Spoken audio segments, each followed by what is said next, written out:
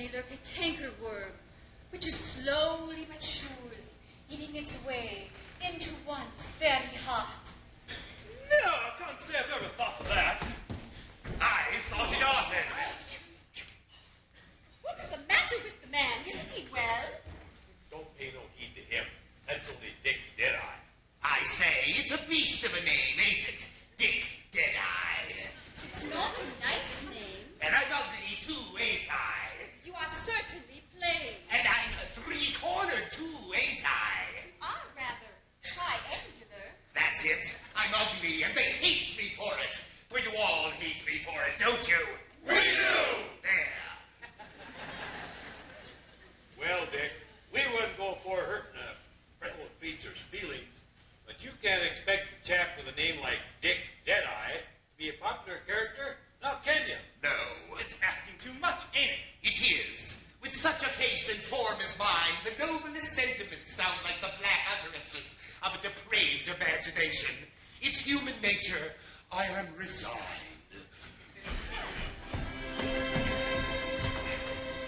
But tell me, who is the youth whose faltering feet with difficulty bear him on his course? That is the smartest lad in all the fleet, brave right strong. Brave than me, brave horse, bring me horse.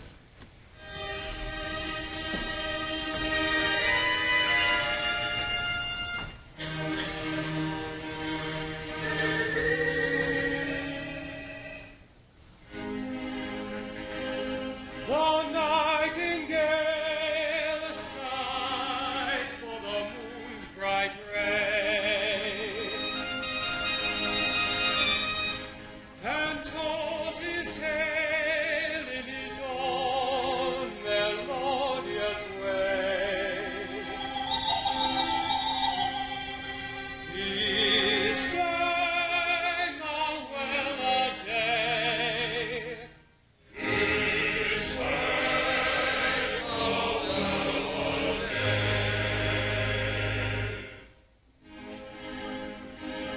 The lowly vale for the mountain vainly sighed.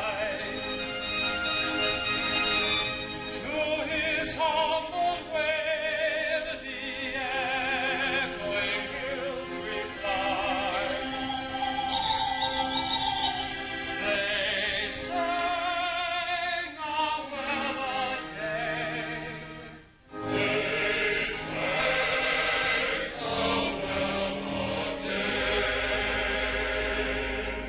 I know the value of a kindly chorus, but courses yield little consolation. When we have pain and sorrow too before us, I love, alas, above my station.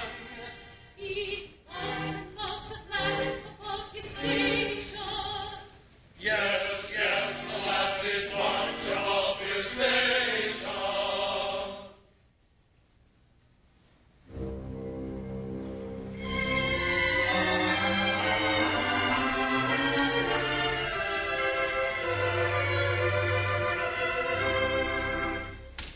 A maiden fair to see, the pearl of minstrelsy, a bud of blushing beauty, for whom proud nobles vie and with each other vie to do her menial's duty.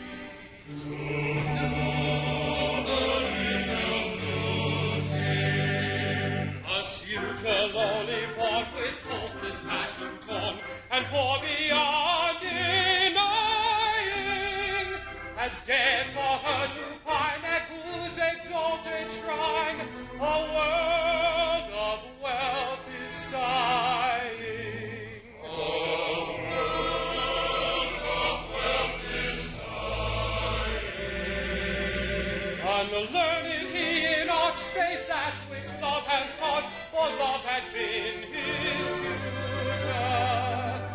Oh, pity me, our captain's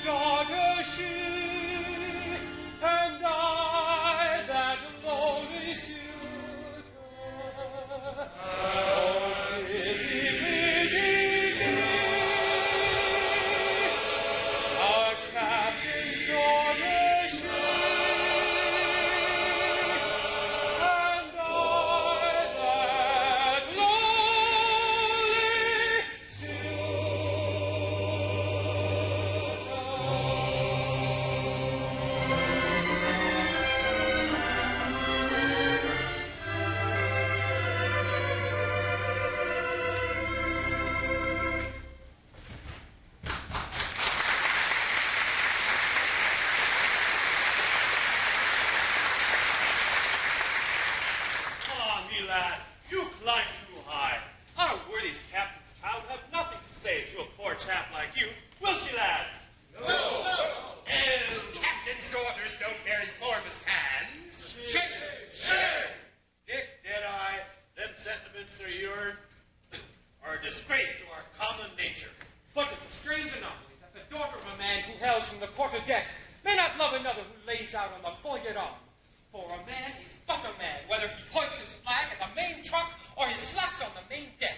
Aye, it's a queer world. Dick Deadeye, I have no desire to press hardly on you, but such a revolutionary sentiment is enough to make an honest sailor shudder. Me lad, our gallant captain has come on deck. Let us greet him as so brave an officer and so courteous as a gentleman is.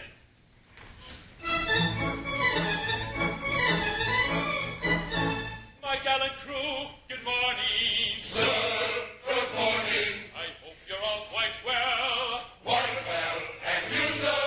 I am in reasonable health and happy to meet you all once more.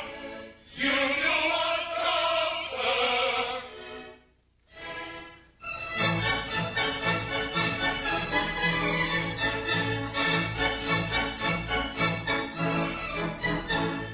I am the captain of the Pinafore. Right, good Captain, too. You're very, very good, and be it understood, I command the right good crew.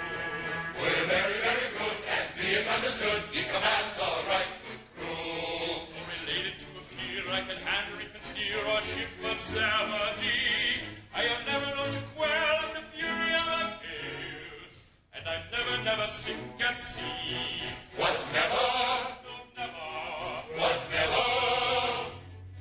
However, He's hardly ever sick at sea. Then give 3 cheers and 1 cheer more for the hardy captain of the Pinafore. Give 3 cheers and 1 cheer more for the captain of the Pinafore.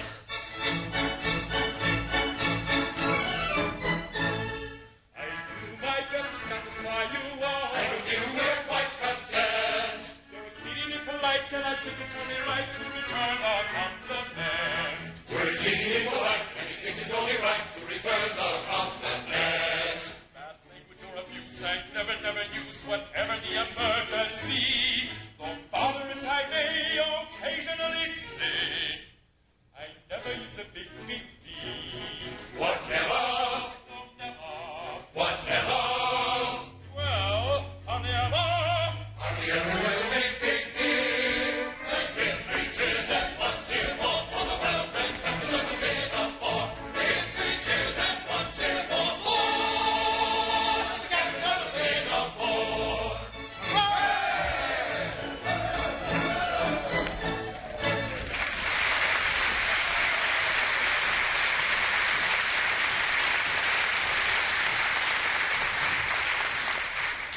Sir, you are sad.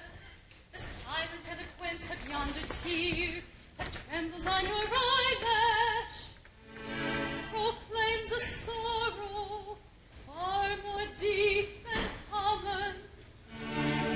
Confide in me, fear not, I am a mother.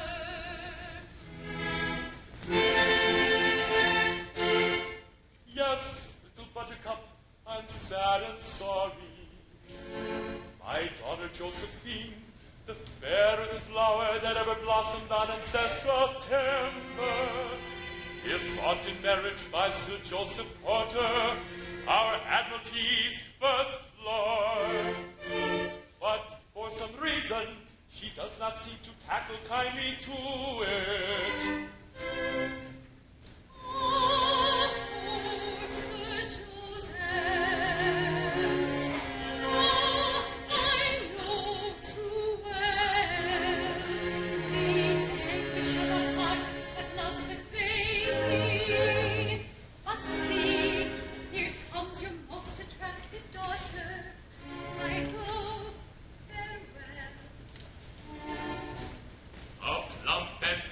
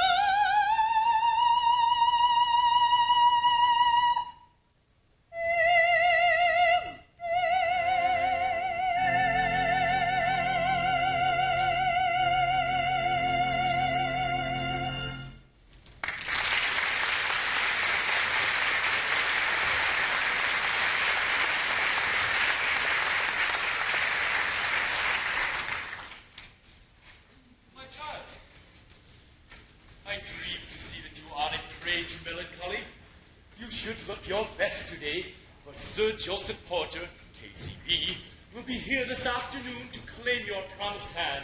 Oh, Father, your words cut me to the quick. I can esteem, reverence, venerate Sir Joseph, for he is a great and good man.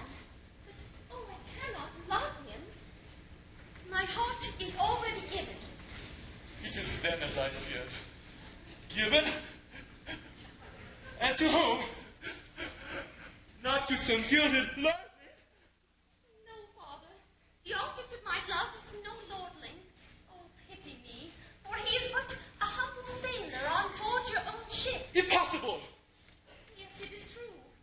Too true. A common sailor? I blush for the weakness that allows me to cherish such a passion. I hate myself when I think of the depth to which I have stooped in permitting myself to think tenderly of one so ignobly born. But I love him. I love him. I love him. Oh, come, my child. Let us talk this over. In a matter of the heart, I would not coerce my daughter. I attach but little value to rank or wealth. But the line must be drawn somewhere. A man in that station may be brave and worthy, but at every step he would commit solecisms that society would never pardon. I have thought of this night and day. Fear not, Father. I have a heart, and therefore I love. But I am your daughter, and therefore I am proud. Though I carry my love with me to the tomb, he shall never, never know it. You are my daughter after all. But see, Sir Joseph's barge approaches, manned by 12 trusty oarsmen, and accompanied by his admiring crowd of sisters, cousins, and aunts, who attend him wherever he goes. Retire my daughter to your cabin, and take this, his photograph with you. It may help to bring you to a more reasonable frame of mind. My own thoughtful father.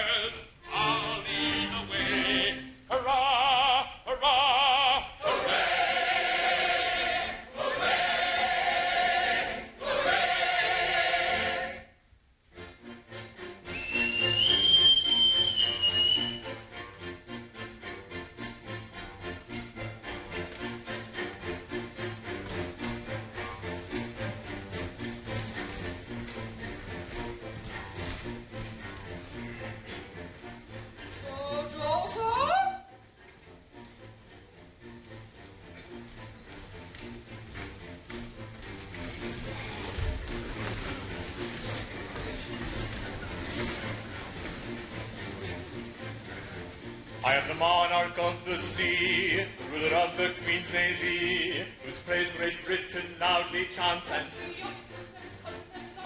we are sisters and aunts, sisters and aunts. When at anchor here I ride, my bosom swells with pride, and I snap my fingers at the foeman's taunts. And so do his sisters and his cousins and his aunts, his sisters and his cousins and his aunts. But when the breezes blow, I generally go below, and seek the seclusion that the cabin grants. And so do his sisters and his cousins and his aunts. And so do his sisters and his cousins and his aunts. His sisters and his cousins will be reconciled and his aunts.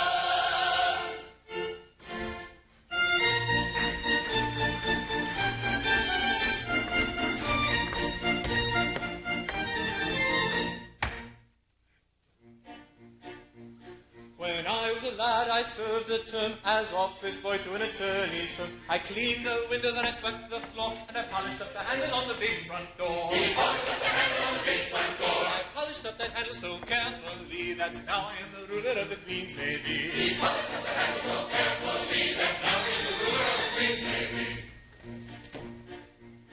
As office boy, I made such a mock that they gave me the post of a junior clerk. I served the rinse with a smile so bland, and I copied all the letters in a big brown hand. He copied all the letters in a big brown hand. I copied all the letters in a hand so free that now I am the ruler of the Queen's Navy. He copied all the letters in a hand so free that now he is the ruler of the Queen's Navy. In serving writs, I made such a name that an articled clerk I soon became. I wore clean collars and a brand new suit for the pass examination at the Institute. For the pass examination at the Institute. That pass examination did so well for me that now I am the ruler of the Queen's Navy. That pass examination did so well for me that now he is the ruler of the Queen's Navy. Of legal knowledge I acquired such a grip that they took me into the partnership. And the junior partnership, I read, was the only ship I ever had seen. Was the only ship he ever had seen. But that kind of ship so suited me that now I am the ruler of the Queen's Navy. But that kind of ship so suited me that now he is the ruler of the Queen's Navy. I grew so rich that I was sent by a pocket borough into Parliament. I always voted at my party's call, and I never thought of thinking for myself at all. He never thought of thinking for himself at all. I thought so little, they rewarded me by making me the ruler of the Queen's Navy. He thought so little, they rewarded me by making me the ruler of the Queen's Navy. Now, landsmen, all whoever you may be, if you want to rise to the top of a tree, your soul isn't fettered to an office stool. Be careful to be guided by this golden rule. Be careful to be guided by this golden rule. Stick close to your desks and never go to sea. And you all may be rulers of the Queen's Navy. Stick close to your desks and never go to sea, and you all may be rulers of the Queen's Navy.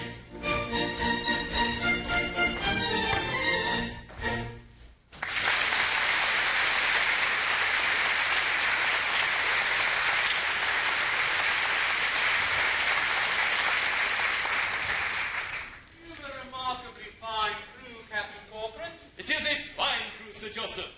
A British sailor is a splendid fellow, Captain Corcoran. A splendid fellow indeed, Sir Joseph. I hope you treat your crew kindly, Captain Corcoran. Indeed, I hope so, Sir Joseph. Never forget that they are the bulwarks of England's greatness, Captain Corcoran. And so I have always considered them, Sir Joseph. No bullying, I trust. No strong language of any kind, eh? No, never, Sir Joseph. What? Never? Well, hardly ever. They are an excellent crew, and they do their work thoroughly without it. Don't patronize them, sir. Pray don't patronize them. Certainly not, Sir Joseph. That you are the captain is an accident of birth. I cannot permit these noble fellows to be patronized, because an accident of birth has placed you above them, and them below you. I am the last person to insult the British sailor, Sir Joseph. You were the last person who did, Captain Corcoran. Desire that remarkably fine seaman to step forward. No, the other remarkably fine seaman. Brave Rackstraw,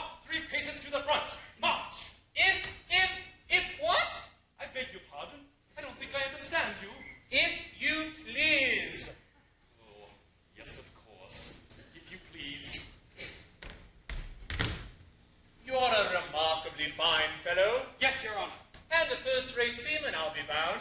There's not a smarter topman in the Navy, Your Honor. Though I say it, who shouldn't? Not at all, not at all. Proper self-respect, nothing more. Can you dance a hornpipe? No, Your Honor. That's a pity. All sailors should dance hornpipes. I will teach you one this evening, after dinner. Now tell me, don't be afraid, how does your captain treat you, eh? A better captain don't walk the deck, Your Honor. Aye! Good. I like to hear you speak well of your commanding officer. I dare say he doesn't deserve it. But still, it does you credit. Can you sing? I can a little, Your Honor. Then hum this at your leisure. It is a song that I have composed for the use of the Royal Navy. It's designed to encourage independence of thought and action in the lower branches of the service, and to teach the principle that a British sailor is any man's equal, excepting mine. Now, Captain Corcoran, a word with you in your cabin on a tender and sentimental subject. Aye, Sir Joseph. Boatswain, in commemoration of this joyous occasion, see that extra grog is served out to the ship's company at 7 bells. Beg pardon. If what, Your Honor? If what? I don't think I understand you. If you please, Your Honor. What? The gentleman is quite right. If you please. If you please. For I hold that on the seas, the expression, if you please, a particularly gentlemanly tone implants. So do his sisters and his cousins and his aunts, and so do his sisters and his cousins and his aunts, his sisters and his cousins and his cousins and his aunts.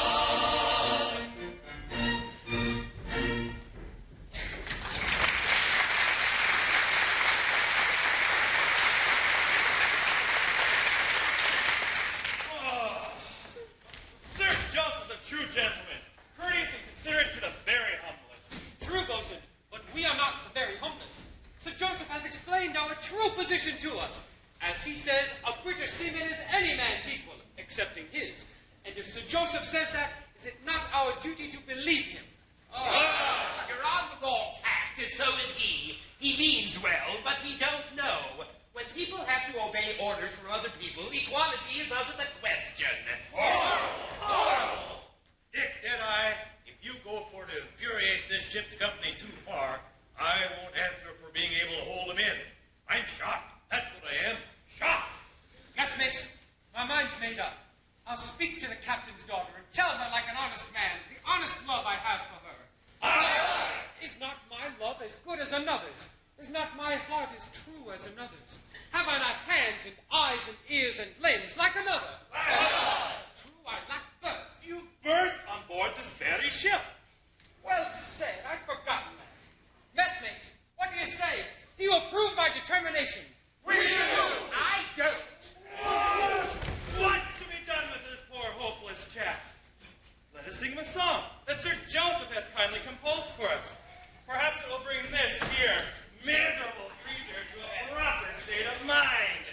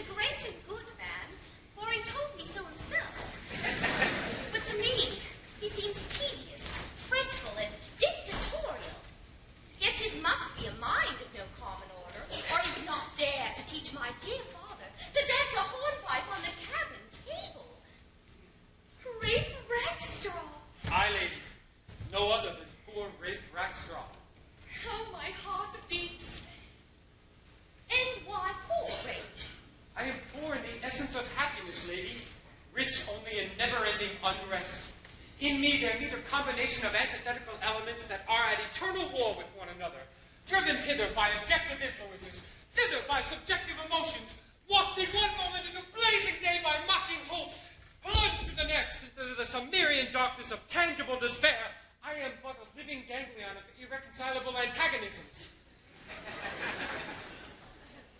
I hope I make myself clear, lady. Perfectly. His simple eloquence goes to my heart. Oh, if I dared, but no, the thought is madness. Dismiss these foolish fancies. They torture you but needlessly. Come, make one effort. I will. One. Josephine. Sir! I, even though Jove's armory were launched at the head of the audacious mortal whose lips, unhallowed by relationship, dared to breathe that precious word, yet would I breathe it once and then perchance be silent evermore. Josephine, in one brief breath I will concentrate the hopes, the doubts, the anxious fears of 6 weary months. Josephine, I am a British sailor and I love you. Sir, this audacity! Oh, my heart, my beating heart! This unwarrantable presumption on the part of a common sailor. Common? Oh, the irony of the word. Oh, sir, you forget the disparity of our ranks. I forget nothing, haughty lady. I love you desperately. My life is in your hand. I lay it at your feet. Give me hope in what I lack in education and polite accomplishments that I will endeavor to acquire. Drive me to despair, and in death alone I shall look for consolation. I am proud and cannot stoop to implore. I have spoken, and I wait your word. You shall not wait long. Your proffered love I haughtily reject. Go, sir, and learn to cast your eyes on some village maiden in your own poor rank. They should be lowered before your captain's daughter.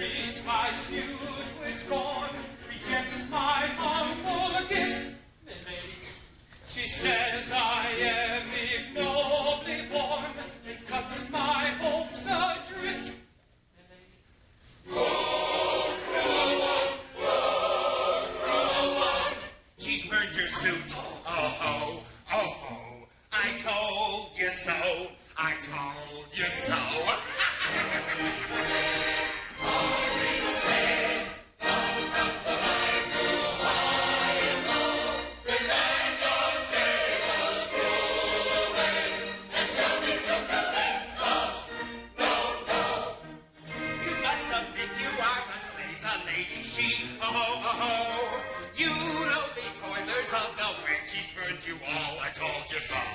Shall we submit? Shall we submit? Shall we submit? So comes the light to all of me. She is shall we still to that strong? She's burned you all, I told you so. My friends, my leave of life I'm taking. For all my heart is breaking. When I am gone, oh, prithee tell the maid that as I died, I loved her well.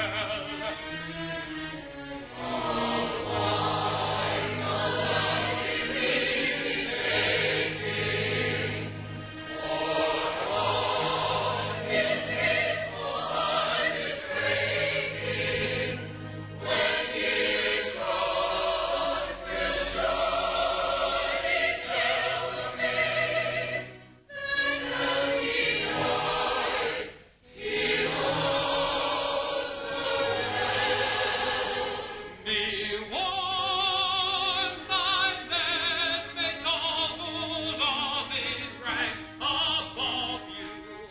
For Josephine I fall. Stay your hand, I love you.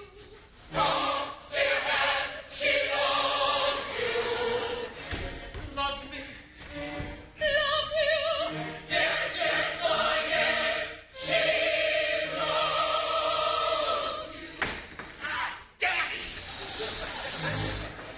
Joy, oh, rapture, and boasting, for now the sky is all serene. The dawn of day up above, as long as ensign high above. The sky is all ablaze with wooing words and loving song, which is the very gospel. And if I find the maiden court, we'll murmur forth the glorious joy.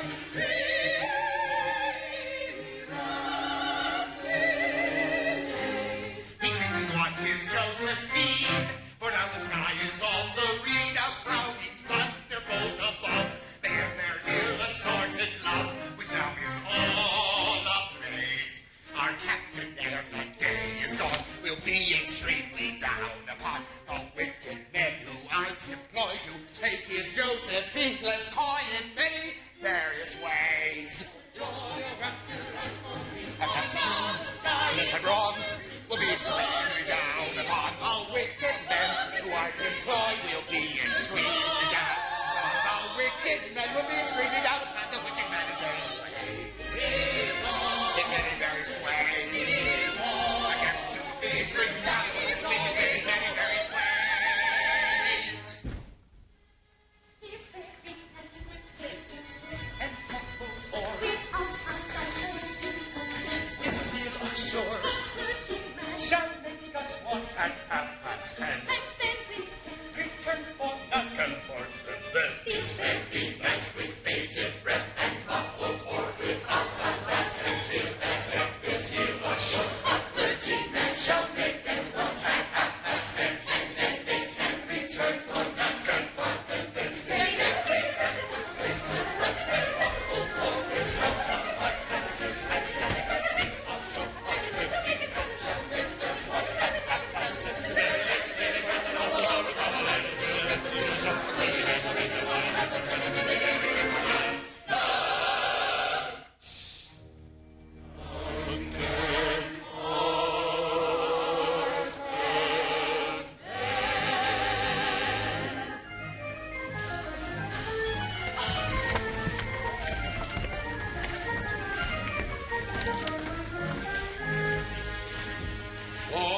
Forbear, nor carry out the scheme you planned. She is a lady, you a foremost hand. Remember, she is your gallant captain's daughter, and you, the meanest slave that crawls the water. Back, go back, go on us.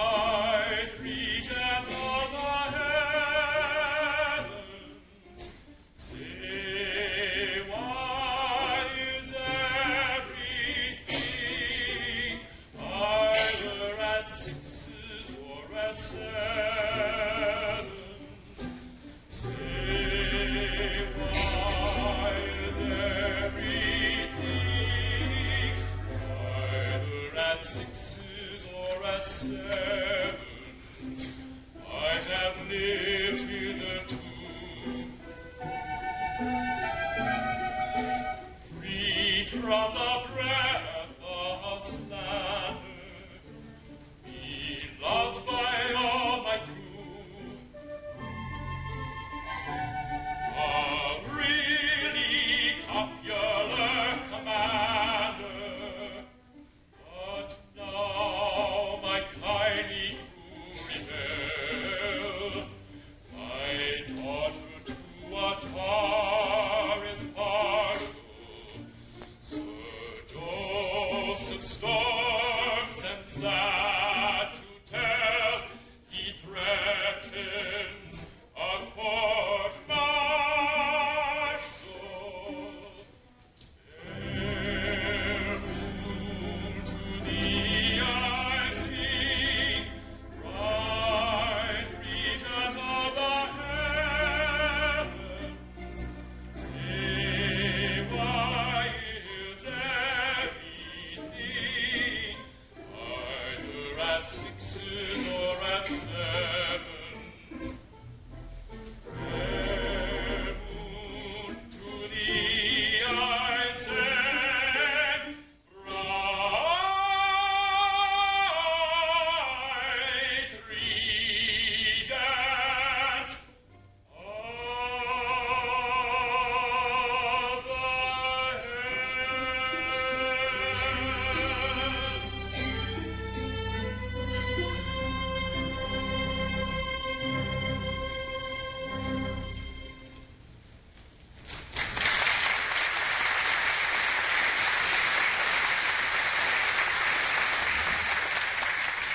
Oh, how sweetly he carries forth his melody to the unconscious moon. Of whom is he thinking? Of some high-born beauty? It may be. But who is poor little Buttercup, that she should expect his glance to fall on one so lowly? And yet, if he knew, if he only knew. Ah, little Buttercup, still on board? That is not quite right, little one. It would have been more respectable to have gone on shore at dusk. True, dear Captain, but the recollection of your sad, pale face seemed to chain me to the ship. I would fain see you smile before I go. Ah, little Buttercup, I fear it will be long before I recover my accustomed cheerfulness. For misfortunes crowd upon me, and all my old friends seem to have turned against me. Oh, do not say all, dear Captain. That word unjust to one, at least. True, for you are staunch to me. If ever I gave my heart again, methinks it would be to such a one as this. I am touched to the heart by your innocent regard for me, and were we differently situated, I think I could have returned it. But as it is, I fear I can never be more to you than a friend. I understand. You hold aloof from me because you are rich and lofty, and I poor and lowly. But take care. The poor bumboat woman has gypsy blood in her veins, and she can lead destinies. Destinies? There is a change in store for you. A change? Aye, Captain. Be prepared.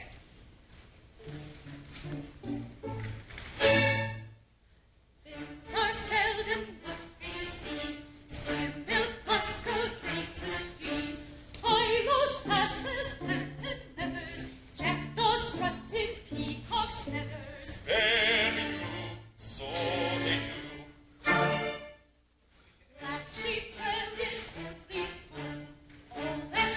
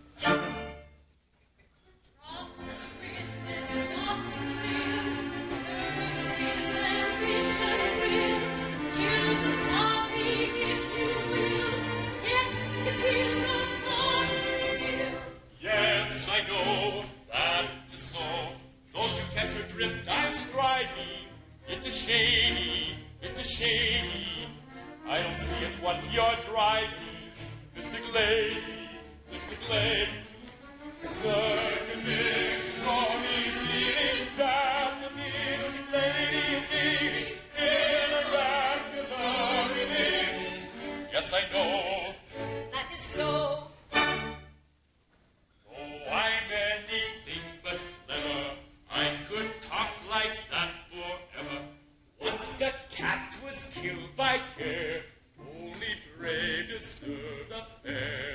Very true, so they do.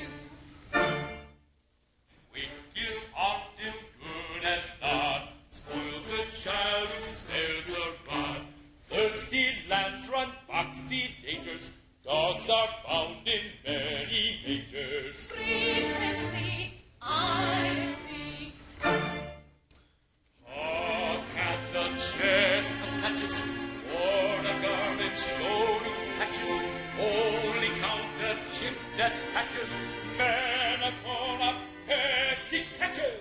Yes, I know that is so. For to catch my drift, be striving and dissemble.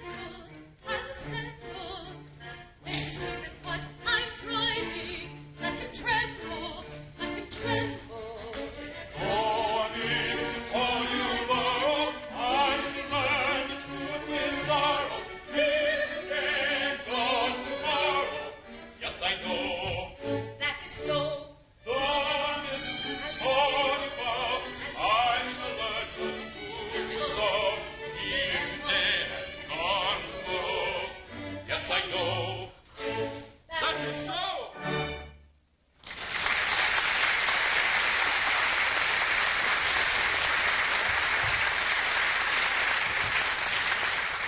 Incomprehensible as her utterances are, I nevertheless feel they are dictated by a sincere regard for me. But to what new misery is she referring? Time alone can tell. Captain Corcoran, I am much disappointed in your daughter. In fact, I don't think she will do. She won't do it, Sir Joseph? I'm afraid not. The fact is that although I've urged my suit with as much eloquence as is consistent with an official utterance, I have done so hitherto without success. How do you account for this? Really, Sir Joseph, I hardly know. Josephine is, of course, sensible of your condescension, She naturally would be. but perhaps your exalted rank dazzles her.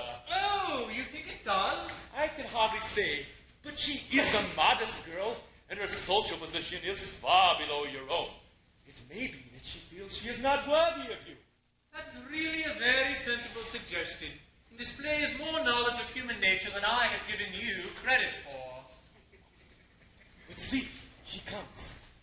If your lordship would kindly reason with her and assure her officially that it is a standing rule in the Admiralty that love levels all ranks.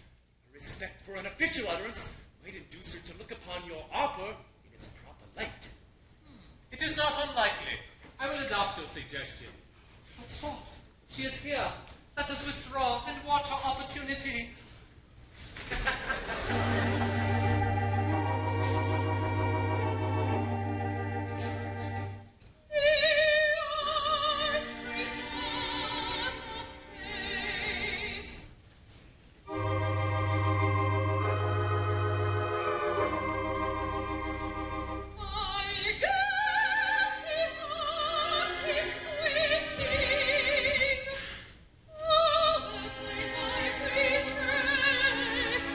Not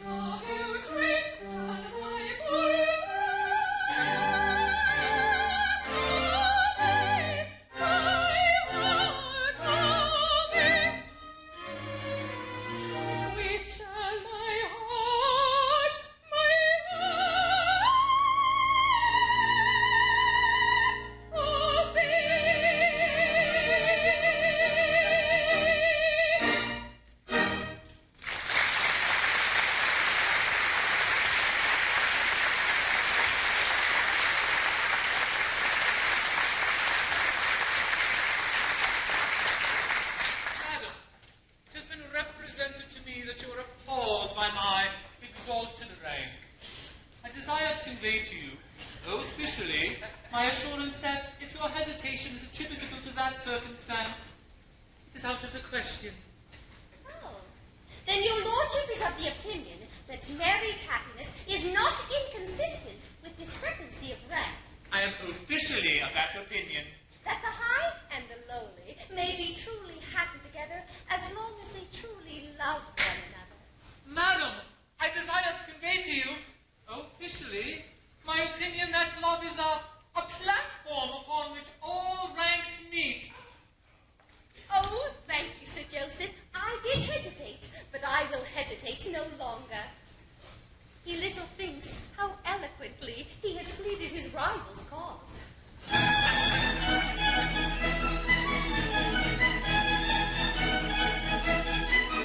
Never mind why and wherefore love can never ranks, and therefore though his lordship's stations mighty, though stupendous mean and great, though her tastes are mean and lighty, and her fortunes far and plain. Ringing every bells on worship, and the air with warning round, for the evening of my lordship with a humble captain's child, or a humble captain's daughter, For a galley captain's daughter, and the Lord rules the water. and a talk about the water. Let the air with joy be laden, and the song the air above, for the union love maiden with the man who holds her love.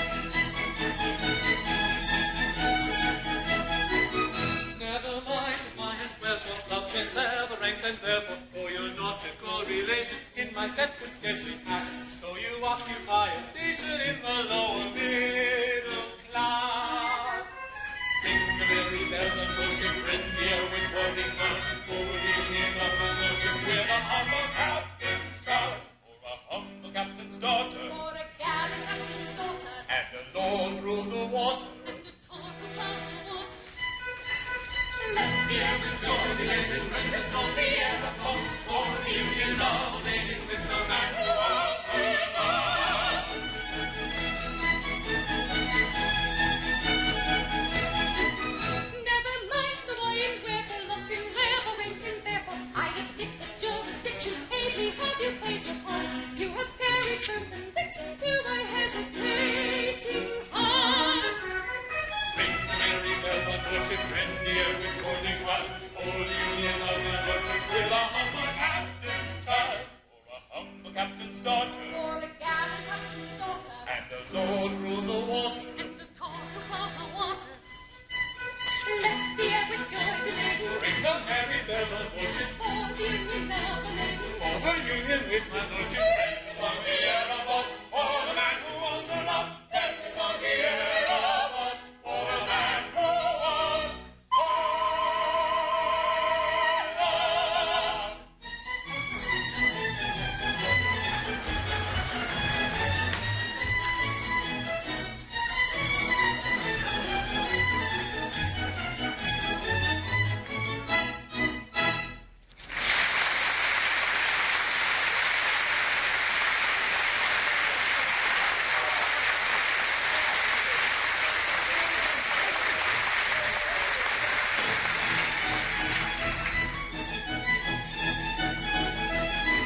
Never mind the why and wherefore, love can never ranks, and therefore, though his lordship's stations mighty, though stupendous mean is great, though her tastes are mean and blighty, and her fortunes far and plain.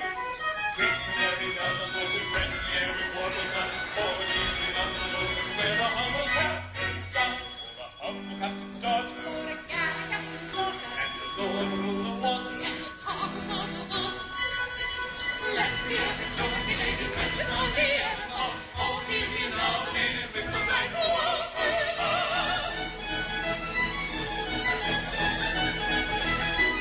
Never mind the why and wherefore love can never ranks, and therefore, though your nautical relation in my set could scarcely pass, though you occupy a station in the lower middle class.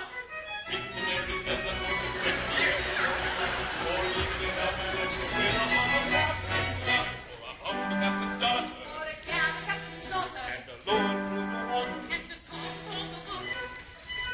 Let the air with joy be laden, and the song the air above, for the union of the maiden with the man who holds her love. Never mind the way and wherefore, love can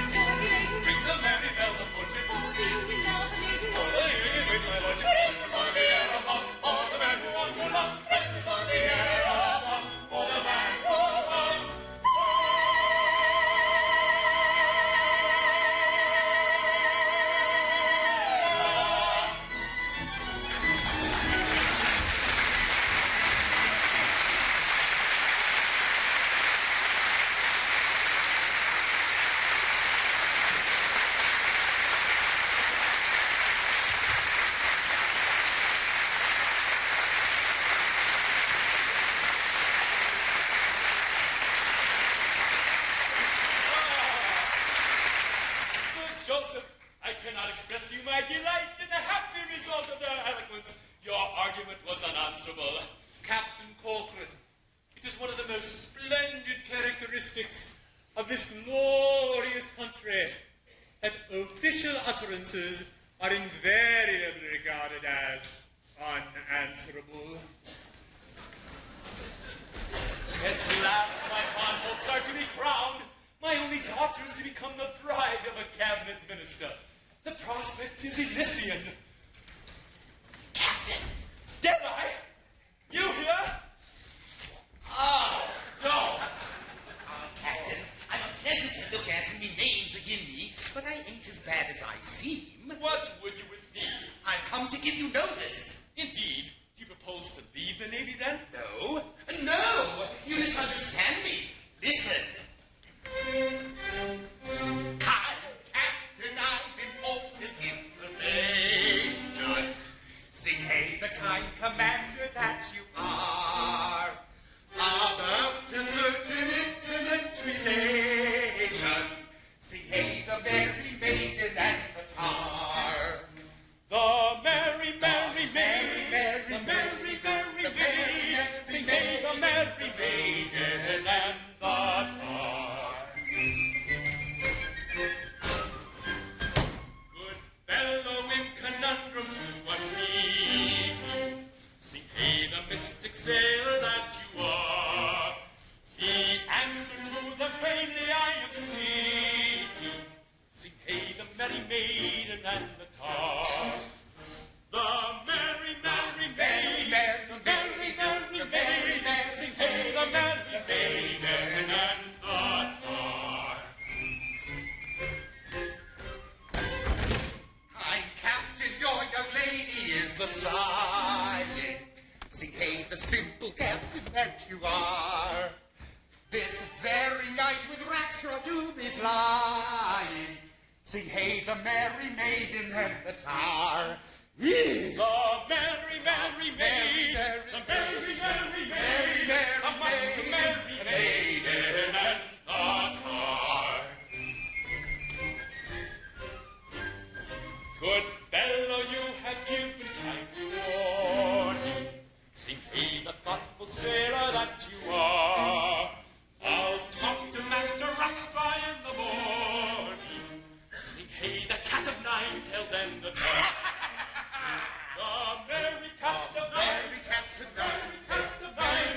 the merry cat of nine tails and the tar.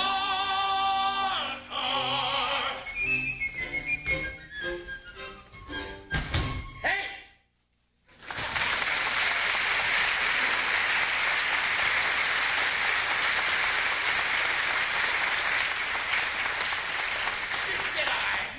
I thank you for your warning. I will at once take means to arrest their flight. This boat cloak will afford me ample disguise. So They are foiled! Foiled! You foiled?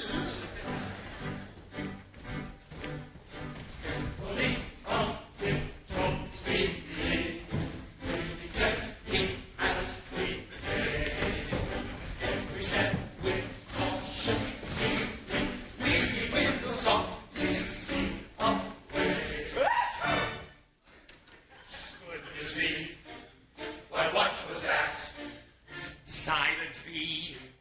It was the cat. It was the cat. they're right. It was the cat. The shore in that ship steady, I will defray the fair. For the clergyman is ready to unite the happy pair. Goodness me, why what was that? Silent be, again the cat. It was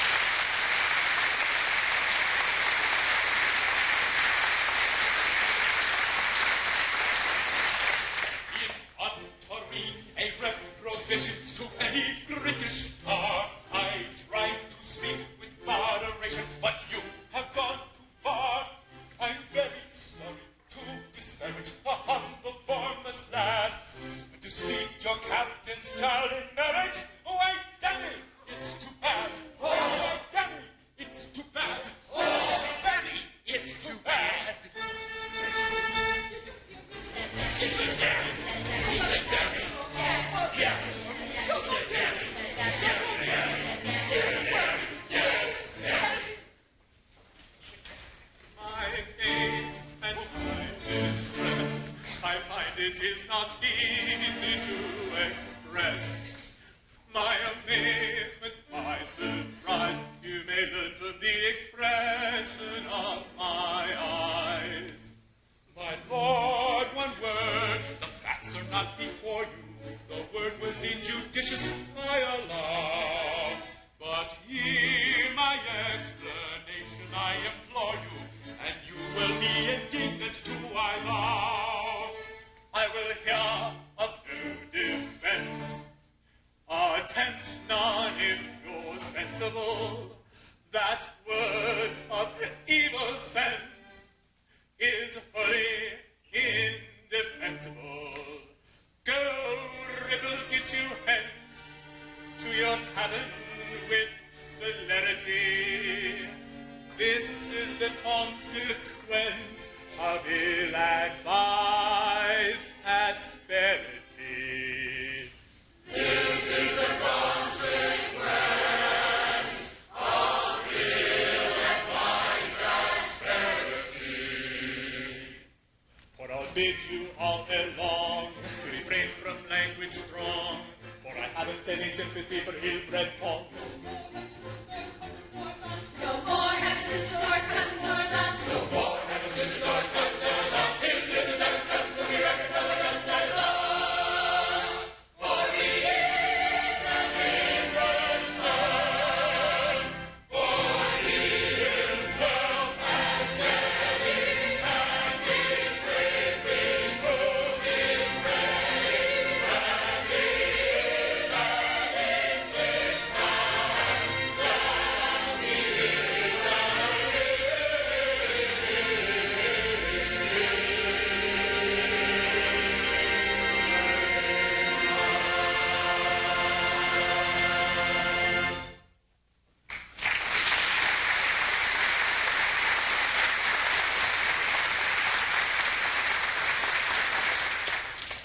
Now tell me, my fine fellow, for you are a fine fellow, Yes, Your Honor. how came your captain so far to forget himself? I am quite sure that you had given him no cause for annoyance. Please, Your Honor, it was thus wise. You see, I'm only a topman, a mere foremast hand. Don't be ashamed of that. Your position as a topman is a very exalted one. Well, Your Honor, love burns as brightly in the forecastle as it does on the quarter deck. And Josephine is the fairest bud that ever blossomed on the tree of a poor fellow's wildest hopes. What? Darling. She is the figurehead of my ship of life, the bright beacon that guides me into my port of happiness, the rarest, the purest gem that ever sparkled on a poor but worthy fellow's trusting brow. Oh, well, very pretty, very pretty. Insolent sailor, you shall repent this outrage. Seize him. Oh, please, Sir Joseph, spare him, for I love him tenderly. Pray don't. I will teach this presumptuous mariner to discipline his affections. Have you such a thing as a dungeon on board? They have. Then load him with chains and take him there at once. Farewell, my own, light of my life, farewell. For crime unknown, I go to a dungeon cell. I will return in the beacon therein, and rejoice in your dungeon cell. A bone, I'll pick with this sailor fell. Let him be shown at once to his dungeon cell. He'll hear no tone of the maiden he loves so well. No telephone communicates with his cell. When is known the secret I have to tell, why will we throw the doors of his dungeon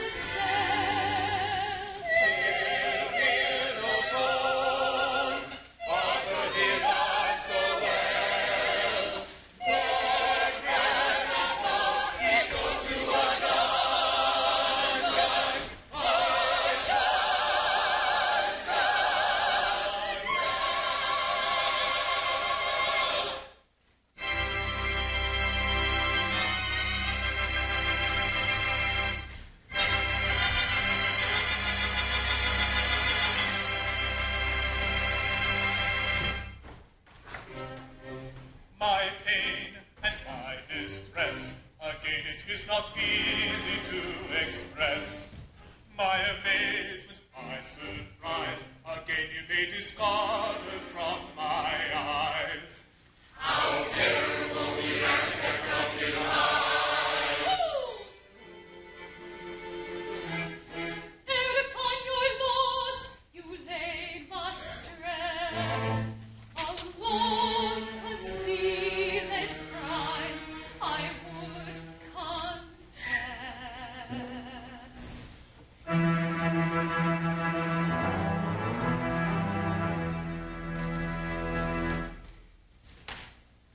Many years ago, when I was young and charming, and some of you may know, I practiced way before me. Now this is also alarming. When she was young and charming, she practiced way before me. How many years ago? Two tender babes I nursed. One was of low condition, the other upper crust, a regular patrician. Now this is opposition. One was of low condition, the other a patrician. How many years ago?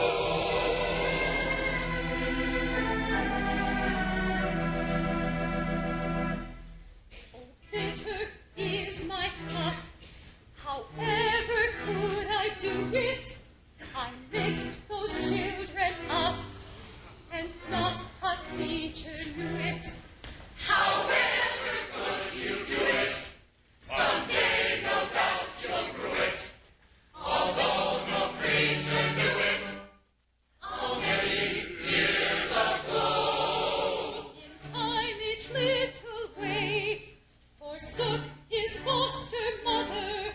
The well-born babe was brave. Your captain was the other. They left their foster mother. One was brave, a brother. Our captain was the other. How many years ago?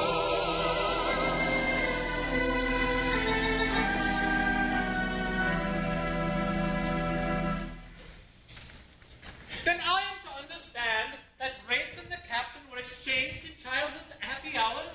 That Wraith is really the captain and the captain is Wraith? That is the idea I intended to convey, officially. And very well you have conveyed it, Miss Buttercup. I am, Your Honor. Dear me. Let them appear before me at once.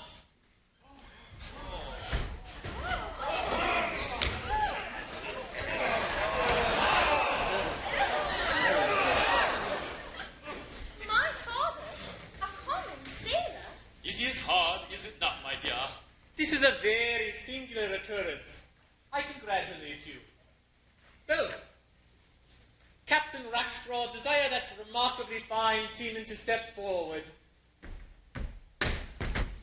No, the other remarkably fine seaman. Corcoran, 3 paces to the front. March. If what? I don't understand. If you please. What? Perfectly right, if you please. Oh, if you please. You are an extremely fine fellow. Yes, sir. So it seems that you were Wraith and Wraith was you. So it seems. Your Honor.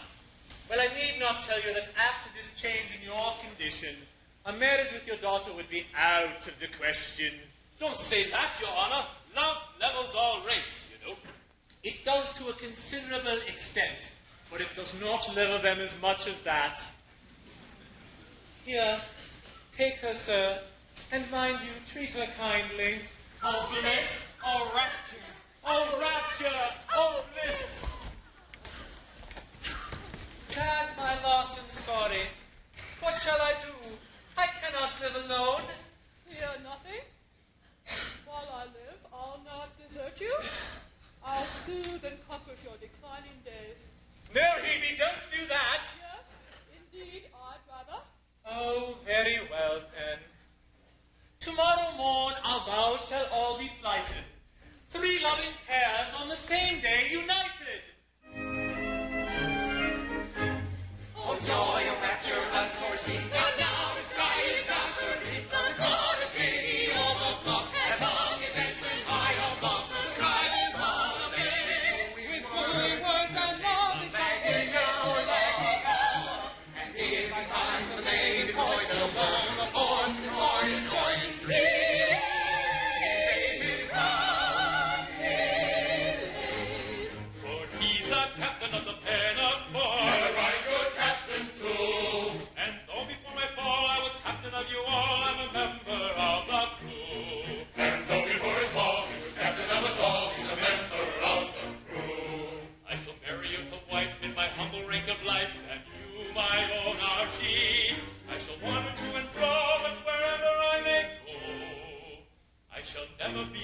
to thee. What never?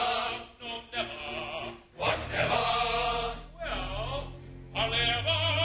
I'll ever be true to thee. Then give 3 cheers and 1 cheer more for the former captain of the Pinafore. Then give 3 cheers and 1 cheer more for the captain of the Pinafore. For he loves little Buttercup, dear little Buttercup, though I could never tell why. But still he loves Buttercup, poor little Buttercup, sweet little Buttercup. For he loves little Buttercup, dear little Buttercup, oh, I could never tell why. But still he loves Buttercup, dear little Buttercup, sweet little Buttercup. Monarch of the sea, and when I've married thee, I will true to the devotion that my love implums.